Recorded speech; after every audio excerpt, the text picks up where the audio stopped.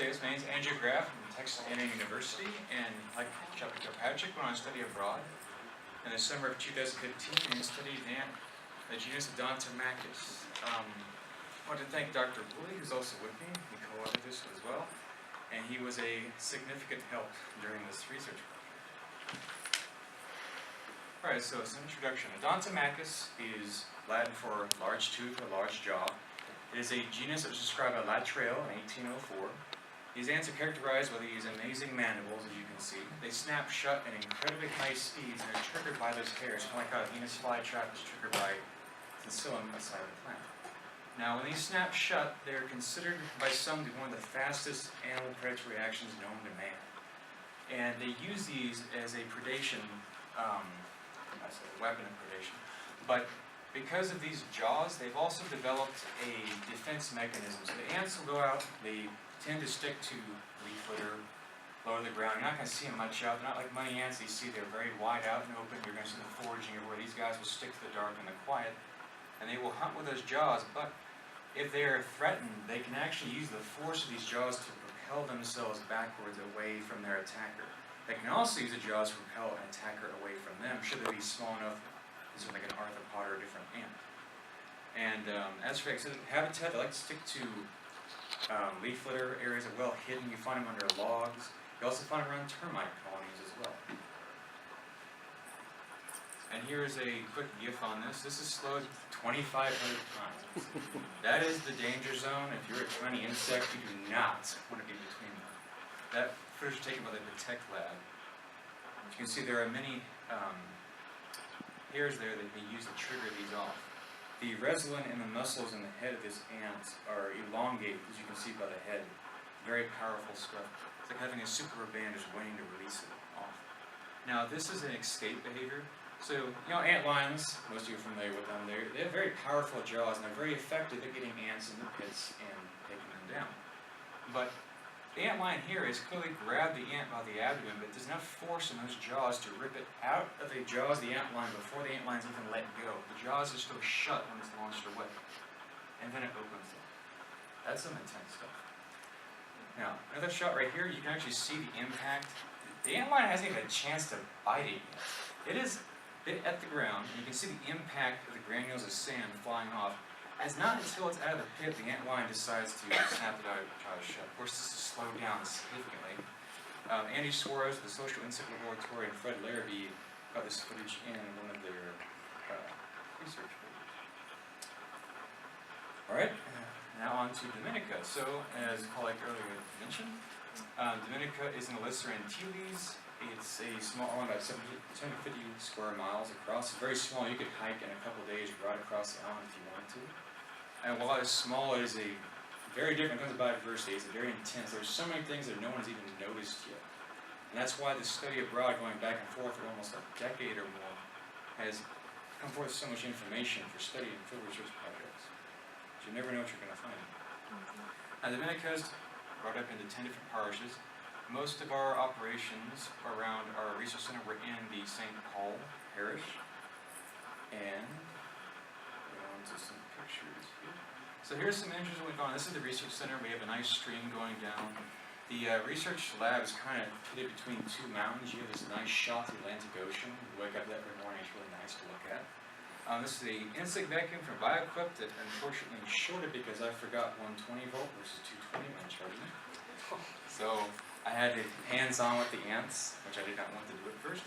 But it turns out they're really not as bad as I thought. So, in a picture of those, you can see that the jaws are locked out in this position to snap shut in that picture there. Now, in terms of methods, the ants are caught because no wonderful vacuum. We use soft forceps, manual aspirators, just typical stuff. They were preserved 9.5% ethanol. Fred Larrabee, who works at the Smithsonian Institute, he's doing a project on biogeography of Odontomachus across the whole Caribbean. He did not have anything from Dominica, so I was filling in that gap for him. He wanted to be able to take their DNA for sampling and sequencing. There are 10 different locations across the island that actually went across the study abroad to find the ants. Of course, you can find ants at every single location, but were noted when they were and were not found. They're collected as nest series. If anyone here has collected ants, you might be familiar with this term. you're not just indiscriminately collecting ants and calling it one collecting event anywhere. You're actually going to a colony, you're taking from that colony specifically, and that is one event, and you're done. It also helps later on with processing, so you have one event for those ants and not one for each event, so one you're looking around for. The GPS is recorded for each of these. There's an app called GPS Essential, which you can get on Android. It may not be on iPhone. It allowed me to plot waypoints as I was going about the island very efficiently and very precisely, so I knew exactly where to come back to and to point where I found the ants at. Now, afterwards, the Odontomachus, the species, were identified using the same microscope. We had really good camera set up with Dr. Woolley to take macro photography.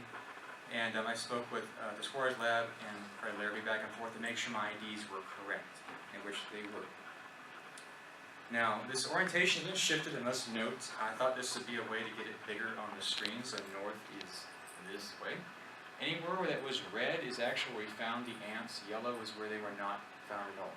So this trip was over about a little under a month or so. We got to go to a lot of different locations.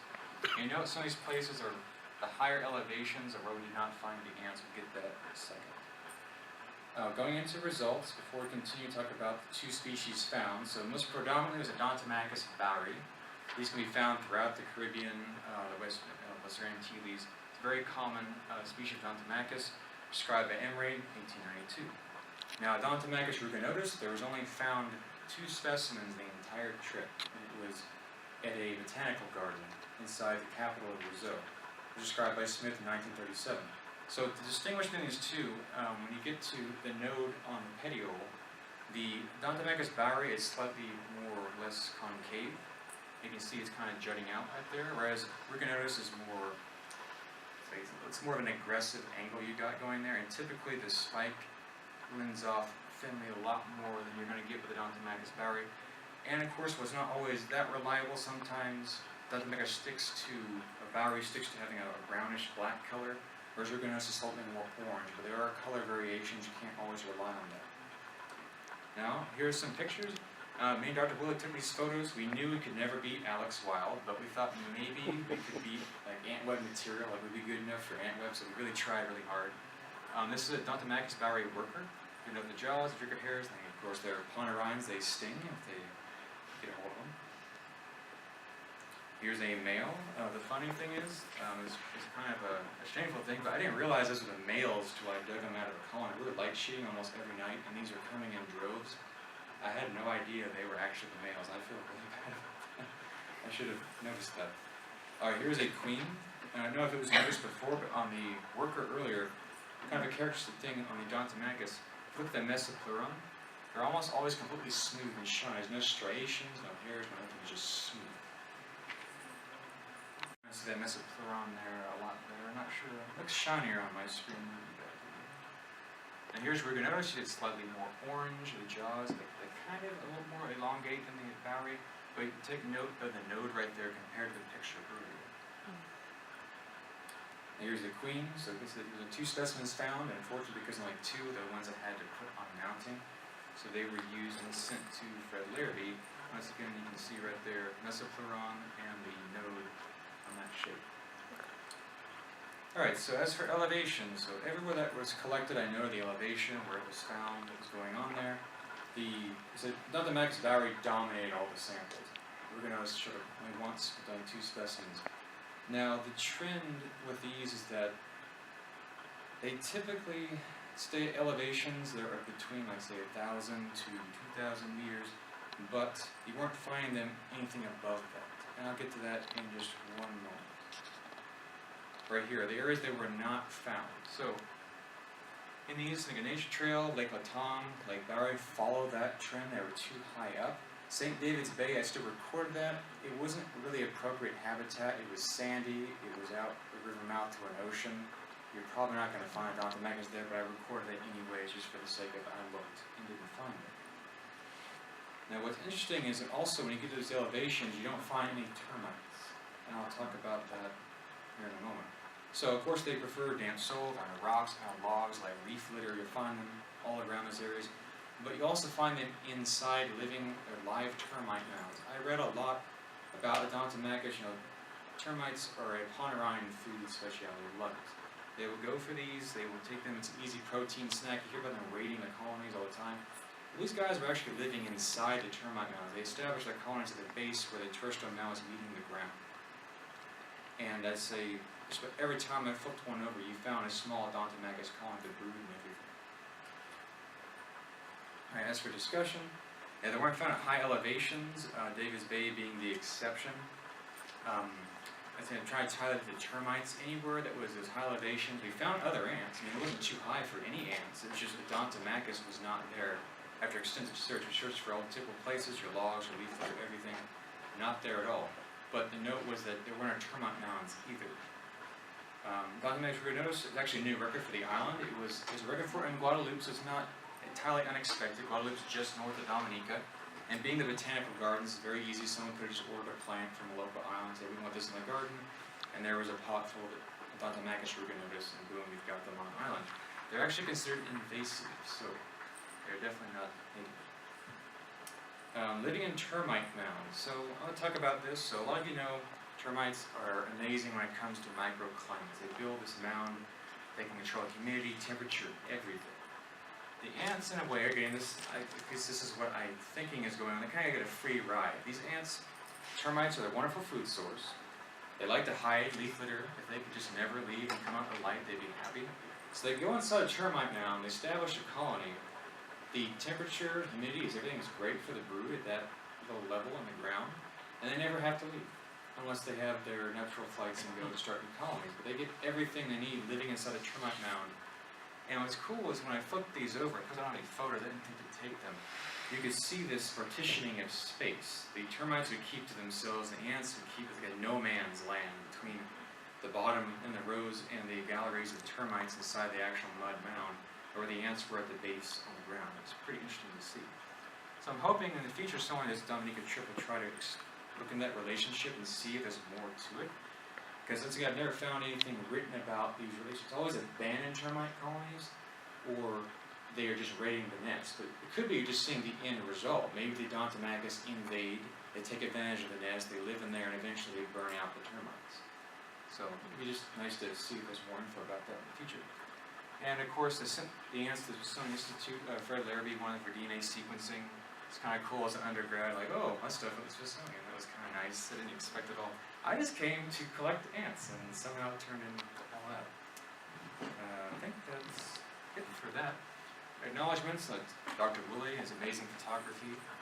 Thomas Locker, him and Woolley actually led for the study abroad, they led it. They'll be leading again this year, actually. I think Annie Suarez, or his Insect Laboratory Suarez, he really helped me get this project together, think of what to do in Dominica, because as an undergrad, I had no idea what I was doing at first. Fred Larrabee for communicating with me and making sure the ant IDs were correct. I think my colleagues, Ryan Selking and Shelby Kilpatrick, they helped me with collecting the ants because sometimes they got a little tenuous. Robin Callan's not here, but she was also very helpful. I'd like to thank the ATREC staff. They were feeding us every day, changing our sheets, made things nice for us for living there. And Dominica's Forestry, Wildlife and Parks Division, they list permits to go and actually collect things.